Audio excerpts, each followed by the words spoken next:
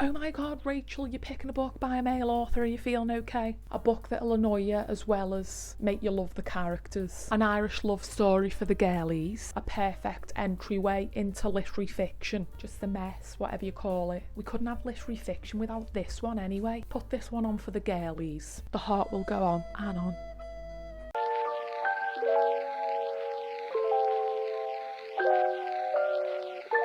Hi everyone, welcome back to another video. I'm Ray, what Ray reads. Follow me on Instagram, yeah you want to, and follow me on TikTok because I'm giving it a go. I'm over there and I'm giving it a go.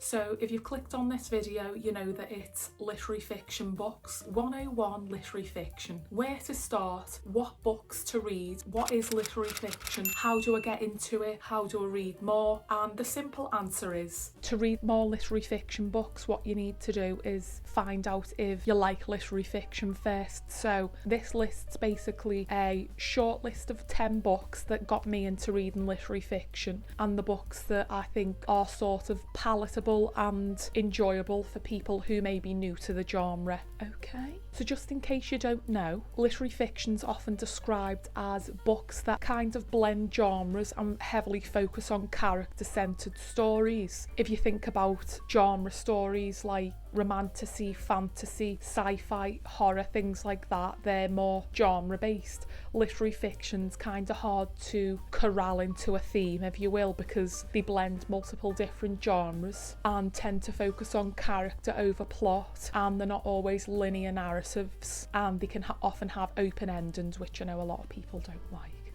Sorry, I just need to fix my fringe, it's in my eyes. That's how I fix my fringe. So as I mentioned, this is just a list of books that I personally read that got me into literary fiction. So that's why I've added a lot of them to this list, because I think they'll help you possibly get into literary fiction, and maybe you've read some of them but maybe some are new to you. And I've tried to pick a mix of popular books and maybe a little less known books that you don't sometimes see as much online. If you're in the online book community, then you know that a lot of the time it's the same 10 or 20 books that are recommended over and over. So before we get started on the list, a little tip that helped me get into discovering what books and stories, characters I enjoyed reading. If I enjoyed a book, I'd find the author's work and I'd pick more books or try and read all the books they'd written. So that's a good little tip. Then you can find similar books to those books. That's just a little bit of advice from me to you. So the first book is The Great Gatsby by F. Scott Fitzgerald. Oh my god, Rachel, you're picking a book by a male author, are you feeling okay? I think so. It's a rare occasion, but enjoy it while it lasts. I said it, I'm not taking it back. But it's also a classic, and it's one of the books that I remember reading first when I got into reading in my early 20s. And I know a lot of people study this in English, but I didn't. I didn't even pay attention in most classes. I was just staring out the window like your typical Pisces, like, get me out of here. But whether you've read it or not, the likelihood's that you're aware of it in some sense through pop culture. But there's a reason that it's popular, because it kind of, what do we say, it sort of spurred on this type of genre of books, or this style of writing perhaps. Set against the backdrop of the 1920s jazz age, this is the story of longing and sort of unspoken love and desire. Some may say unrequited love. The story follows a wealthy self-made millionaire, Jay Gatsby, as he pursues his lifelong love, Daisy Buchanan, a rich, wealthy socialite who he's known since he was younger but has kind of lost touch with.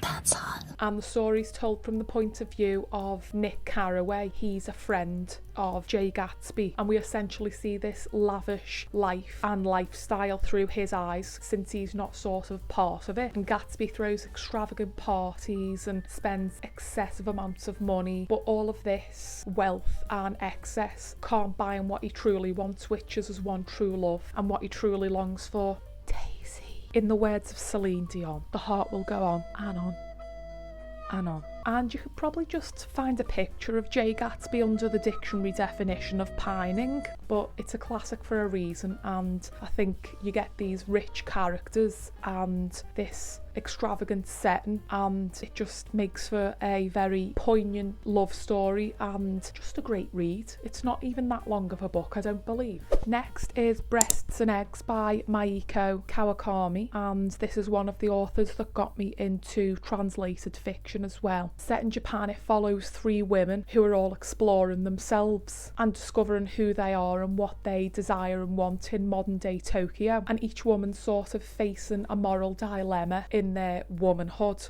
and whether that's aging, being unhappy with how you look physically, the expectations put upon women, and the sort of timeline we're not only forced to follow, but the questions we have to ask ourselves at certain times in our lives. For instance, if we choose to have children, etc. I love this book, and as I said, it got me into not only literary fiction but translated fiction.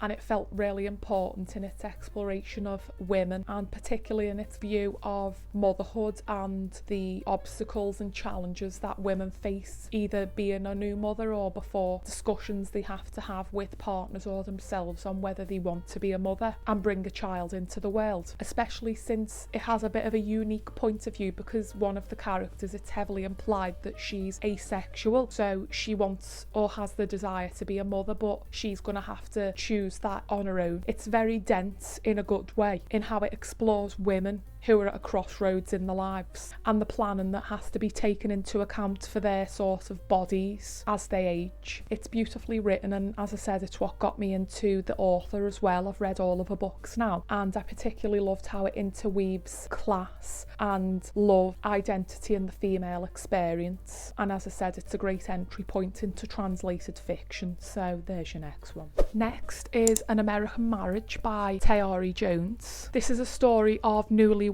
Celeste and Roy, whose American dream in the South is shattered when Roy is accused of a crime that he didn't commit and is sent to prison. Celeste's left to sort of pick up the crumbling pieces of their life that they plan to live out together, and to cope she leans on her childhood friend Andre, and a bit of a love triangle ensues, and the pressures of sort of having to wait for your life to start again while your new husband's in jail. This story's gripping, it's heartbreaking, and it's deeply moving, and it's a look at the American dream, racial injustice, mass incarceration, and how it alters people's lives forever, but particularly how it largely impacts black men in particular. And you'll fall in love with these characters, and there's very much a back and forth of how they sort of need each other, but in order for their lives to go on, they have to do it alone at the same time. And the reason I pick this is because I think it's a great entry point into literary fiction, because it has the sort of romance and family drama element that a lot of people like and keeps them reading. It can be a bit more gripping as the basis of the story and characters. Next is My Year of Rest and Relaxation by Ottessa moshfegh. You didn't think we were going to have a literary fiction 101 without Ottessa moshfegh, did you? Of course not. We couldn't have literary fiction without this one anyway. It's on everyone's list. Put this one on for the girlies. Mainly because I love it, but also because it's a book that definitely introduced me to the messy, unhinged, sometimes unlikable female protagonists that I absolutely live for now. The anti-heroines, messy women, just the mess, whatever you call it. Set in the early 2000s, we follow a young privileged Ivy League graduate who's grieving the loss of her parents. All she wants to do is sleep away her depression and grief, and she's constantly going to her psychiatrist and basically manipulating her to prescribe her heavy doses of medications that can put her in a sort of dreamlike state or simply send her to sleep. And she thinks all she needs to do to get over this grief and loss and depression is to sleep for a whole year. Guys are in a crisis. I'm on my way. But really she's just alienating herself and struggling further alone. It's a very dark story but told in a humorous way, so it's like black humour, and the protagonist's not only in deep grief but she's kind of out of touch with reality. Okay, work. One, because she's wealthy, but two, because she's not a participant in society. She just wants to remove herself from there. But you can't help but read and hope that she comes out the other end. It's very self-destructive. This one's maybe for people who've already dipped the toe in literary fiction, but they want something a bit more unique or odd. And it's very much a character-led story, you know, no plot, just vibes type. Next is The Vanishing Half by Bennett, a book that I always recommend, but it's a perfect entryway into literary fiction, and it's just a beautiful story. Following two twins who grow up in a small black community in the south, they become deeply untethered and their lives take on vastly different paths when they run away when they're teenagers, and one of the sisters essentially reinvents herself and becomes ingrained and is able to pass living a life in a white community as a white woman, and the other twin is back home in their hometown living a life struggling and never knowing what happened to her sister. This is a story of family, loss, connection, and how society treats people who are different, who are a different race, a different class, a different gender. And it's also how we can never escape or ever outrun our past. We have to kind of acknowledge it and accept it. But the way Bennett writes the characters, they're very lush and emotional. You care deeply for them. You're glued to the page. You need to know what happens next. And I particularly loved how it's told over many years, and we have different generations of some of the characters' children who are also get entered into the story. So if you like deep character explorations, sort of a story that's a little bit got a bit of a historical aspect to it, but we're also in the present as well. Feels very much like a movie. Adapt it, please. Read this. Next is Small Pleasures by Claire Chambers, following a small town journalist and one of the only women working at the newspaper in the late 1950s. She comes across a woman who claims to have had a daughter that resulted from a virgin birth. That's weird. So as Jean, the journalist, starts to investigate and she meets with the woman and explores her life, she starts to uncover the truth about the woman's life, and she gets sort of very involved with the woman and the family, and she uncovers something that's shocking for the 1950s. This book was a slow burn, and it had a sort of mysterious element that kept me questioning what was going to happen until the end. It's both sort of somewhat shocking and touching, and it had an ending that I didn't see coming, that you'll either love or hate. And I liked how it looked at the mundanity of life for women in the 1950s and what was expected of them, and how their lives were mostly expected to be domesticated. Not my problem. And if you were different or other, you were an example. And the book's strongest when it's focusing on the female characters, but again it's got that sort of strong character development and historical sort of mysterious quality that makes it easy to turn the page, and I think that's a great starting point for getting into literary fiction. Next is Everything I Never Told You by Celeste. Set in 1970s Ohio, we follow a mixed race family whose life's upturned at the sudden death of their daughter, whose body's mysteriously found in a lake one day. Secrets start to unravel from each of the family members' perspectives, and we follow them as they search for answers and connection to their lost family member and what she was going through before her death. This was a book I remember reading after my friend recommended it to me, and it was definitely one of those books that got me really into literary fiction, because similar to a lot of the other books, there's like a mysterious element and the characters are very rich and of their own, but still keeps you guessing until the end. I would probably say it's one of those books that falls into a sort of literary mystery, but the heart of the story is family connections, secrets, and how secrets can sort of shatter a family, and it touches on themes of race, identity, mental health, unfulfilled dreams and cultural expectations placed upon members of families, and it's all set in suburban America, which is very vivid for a reader. If you enjoy this, I'd also recommend Celeste Ng's other book, Little Fires Everywhere. That one's probably a little bit more popular, but I really liked this one too. Next is Normal People by Sally Rooney, an Irish love story for the girlies, following Connell and Marianne, two teenagers who are sort of living vastly different high school experiences. He's popular, she's a nobody, everyone ignores her, she's smart but forgotten about. And after a chance encounter, they develop a relationship and become very attached to each other in like a young love style story, and they're connected to each other for large parts of their lives, whether that's going to university, living alone, living in different parts of the world. So even if the dynamic changes, they're inextricably linked to each other. It's the will they or won't they throughout type of book. A book that'll annoy you as well as make you love the characters. And Sally Rooney really defined a style of writing with this book. It's probably her most popular book, not probably, it is.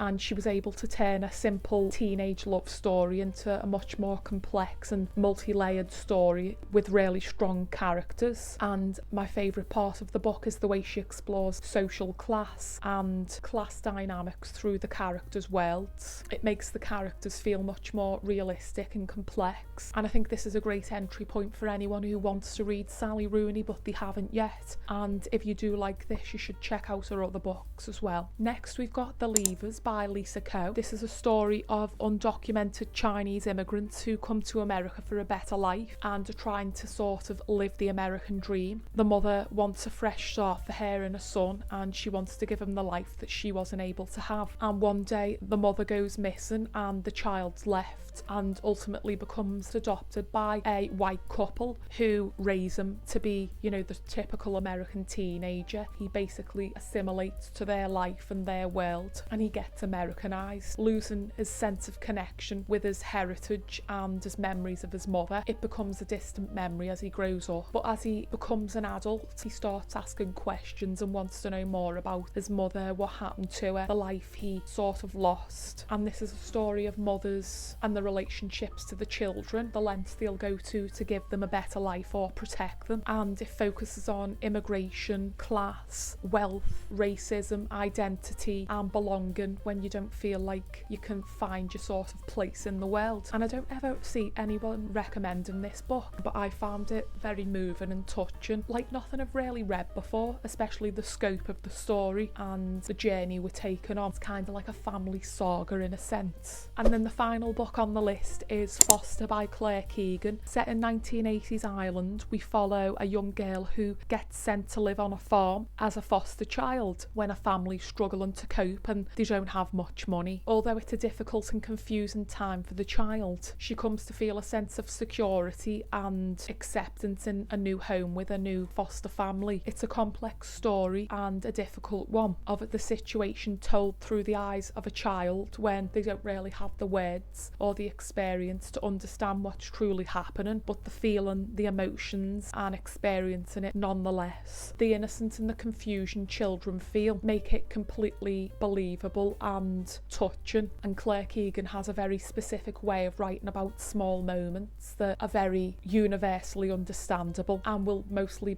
be overlooked by other people. And I did mention this before in one of my other videos, but as someone who grew up in foster care, I found this very accurate in the exploration of the mind of a child who doesn't fully understand, but you're really feeling it and experiencing it. It's only when you're older you can kind of understand the complex moments and emotions and feelings, and Claire Keegan really captures it beautifully in this story. So read it and then check out her other books. So yeah, there's 10 books to use as an entry point into literary fiction. Some you may have read before or you're familiar with, but hopefully there's something on there that'll help you get into literary fiction. And if you already are into literary fiction, there may be something there that you've not yet read. If you've got any recommendations, leave them in the comments. But the more you read, the more you'll discover what type of books you like, and ask your friends for recommendations, because I don't really think Goodreads can be trusted. If you be a doll, don't forget to like, comment and subscribe. It really helps me and the channel out, and you get icon status. Thanks for watching, and I'll see you in the next video. Bye!